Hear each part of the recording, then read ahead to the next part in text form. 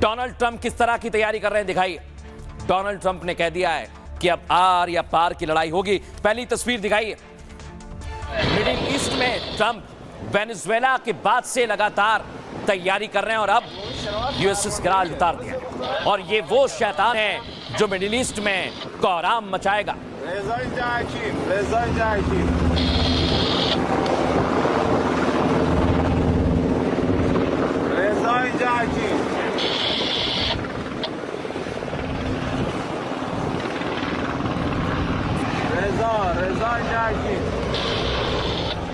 अब दर्शकों आपको बताएं, यूएसएस का जंगी बेड़ा जैसे ही आया, पहले यूएसएस अब्राहम तैनात था, लेकिन अब एक और जंगी बेड़ा तैनात होना ईरान पर खतरे की घंटी को दर्शाता है। और आप देखिए उस पर फाइटर जेट तैनात कर दिए गए।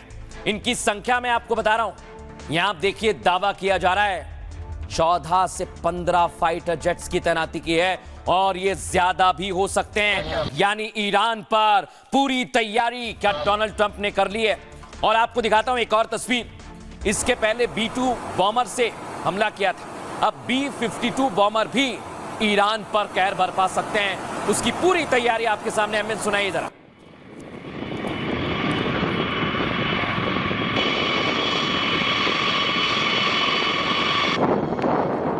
अब दर्शकों, ईरान के पास क्या है? रक्षा करने के लिए ड्रोन और मिसाइल, इसलिए उसकी नजर है आसमान। अगर हमला होगा तो मिसाइल और ड्रोन का इस्तेमाल किया जाएगा। लेकिन आपको दूसरी तस्वीर दिखा रहा हूं, ट्रंप के एक्शन प्लान। उन्होंने भी पूरी तैयारी कर ली है, दो युद्धपोत मैदान में उतार के कि अब बचना नहीं है। लेकिन अब तस्वीर आपको दिखाएं दर्शकों, डोनाल्ड ट्रंप कह रहे हैं कि अगर डील नहीं की तो फिर ईरान अंजाम भुगतने के लिए तैयार है। सुनवाइए जरा। We have to make a deal, otherwise it's going to be very traumatic. Very traumatic. I don't want that to happen, but we have to make a deal. They should have made a deal the first time, and they got Midnight Hammer instead.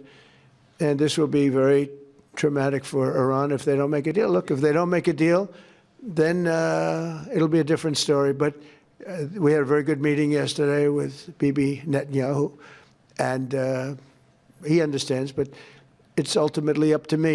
If the deal isn't a very fair deal and a very good deal with Iran, then it's going to be, I think, a very difficult time for them in the back.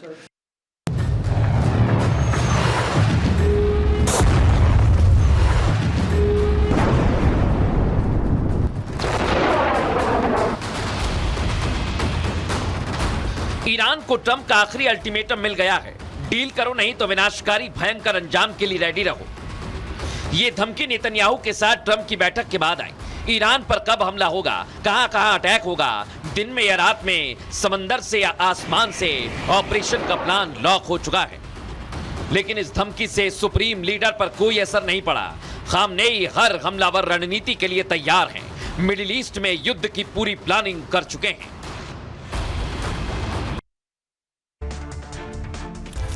अब दर्शकों आपको बताएं, इस समय America ने पूरी तैयारी कर ली और अमेरिका क्यों ईरान पर हमला करना चाहता है आपको बता दें। कुछ इसी तरह अमेरिका ने वेनेजुएला को घेरा। अमेरिका और ईरान के बीच युद्ध लगभग ऐसा लग रहा है कंफर्म हो गया है। ट्रंप ने नेतन्याहू के साथ मीटिंग के बाद चेतावनी दी। ट्रंप ने ईरान से कहा कि वो जल्द से जल्द परमाणु समझौता करें, वरना ईरान को गंभीर परिणाम भुगतने पड़ेंगे। और अगर सुप्रीम लीडर ने डील नहीं की तो अंजाम भयंकर होगा। ट्रंप की चेतावनी को आखिरी अल्टीमेटम माना जा रहा है, क्योंकि ईरान से डील पर कई राउंड की मीटिंग हो चुकी है, लेकिन दोनों देशों के बीच परमाणु समझौते पर बात नहीं बनी। अब खबर क्या है दर्शकों, मिडिल ईस्ट में सैनिकों की संख्या बढ़ाई जा रही है। इस बीच वेनेजुएला में जिस जंगी जहाज का इस्तेमाल किया यूएसएस, जो अब्राहम के बाद एक और युद्धपोत तैनात किया, उसकी तस्वीर मैं आपको दिखा रहा हूं दर्शकों। और समंदर में यह शैतान कहा जाता है यूएसएस गिराल। आरफोर्ड अब्राहम लिंकन से भी ज्यादा खतरनाक है।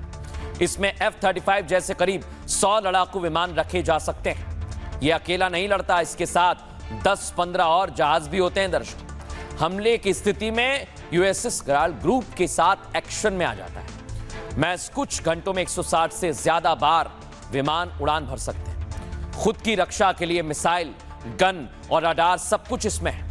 ये न्यूक्लियर पावर से चलता है, जो इसे ताकतवर बनाती है। बिना ईंधन भरे यूएसएस ईरान 25 साल तक युद्ध कर सकता है, ये इसकी ताकत है। और मिडिल ईस्ट में यूएसएस ईरान की तैनाती पिक्चर क्लियर करती है कि ट्रंप किसी भी वक्त ईरान पर हमले का ऑर्डर दे सकते हैं। और एक्सपर्ट्स इसे लेकर क्या कह रहे हैं, सुनिए। देखिए, ईरान ने इजराइल और अमेरिका की सभी शर्तों को दरकिनार कर दिया। बोला बात करनी है तो सिर्फ एक बात पे हो सकती है कि अगर आप चाहते हैं कि हम यूरेनियम का एनरिचमेंट 60% से थोड़ा कम कर दें तो वहां तक तो बात कर पाएंगे, बाकी नहीं। इस बीच डोनाल्ड ट्रंप ने भी अपने जितने भी अपने अमेरिकन नेवी के स्ट्राइक ग्रुप्स हैं, चाहे वो अब्राहम लिंकन का ग्रुप हो या उसका वॉशिंगटन यूएसएस वॉशिंगटन हो, सबको बाकी नेवल शिप्स के साथ में खाड़ी की तरफ भेजना शुरू कर दिया वहां पे। इसके बावजूद भी अगर ईरान नहीं माना तो लड़ाई तो होगी। और अगर ईरान ने, जो कि चीन और रशिया की मदद पे अभी काफी हुंकार भर रहा है, कुछ रेजिस्टेंस देने की कोशिश की तो लाजिम सी बात है जो nuclear submarines bay of Oman के अंदर यूएसएस अब्राहम लिंकन के साथ में खड़ी हैं, उनके अंदर से टैक्टिकल न्यूक्लियर बॉम्ब अमेरिका चलाने में गुरेज नहीं करेगा, क्योंकि मामला ना सिर्फ इज्जत का है, बाकी इनकी मिसाइल्स की सिटी और यूरेनियम का भी है। अब दर्शकों मैं आपको बताता हूं, ईरान एक कदम आगे चल रहा है और खलीफा ने कह दिया है कि मैं झुकने वालों में से नहीं हूं। और आज तो एक हिट लिस्ट जारी कर दिया।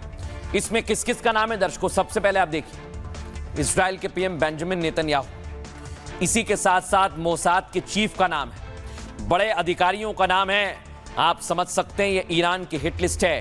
क्या नेतन्याहू को मार के ईरान युद्ध को दावत दे रहा है? और इसीलिए आप देख रहे हैं पुतले जलाए जा रहे हैं, इजराइल का झंडा जलाया जा रहा है। दिखाइए जरा तस्वीर, ये ईरान में इस वक्त किया जा रहा है। सुनाइए ambience.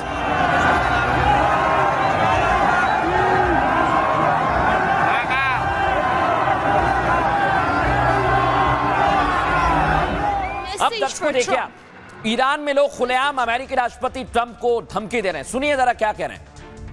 I have a message for Trump. Mr. Trump, I recommend you to reconsider anything that you want to do against my country. Because this time, you're not just gonna face her government. You're gonna face us, Iranian young girls and boys. We here. We stand with our leader. Do you know who I'm talking about? My leader, Iran's supreme leader. I want to say to that yellow dog, and who the hell are you to talk about Iran, this strong country like Iran? Okay, just go and think about your own country. Who the hell are you to talk about Iran? We are here to say, shut up, you are nothing, and if you are someone that, I don't know, you are nothing even to talk about him. अब दर्शकों इधर Iran ने America में Bahrain में जो base है बनाया है उसको टारगेट पर ले लिया। यानी ये सीधी चेतावनी है कि अगर हम पर अटैक हुआ तो हम छोड़ेंगे नहीं।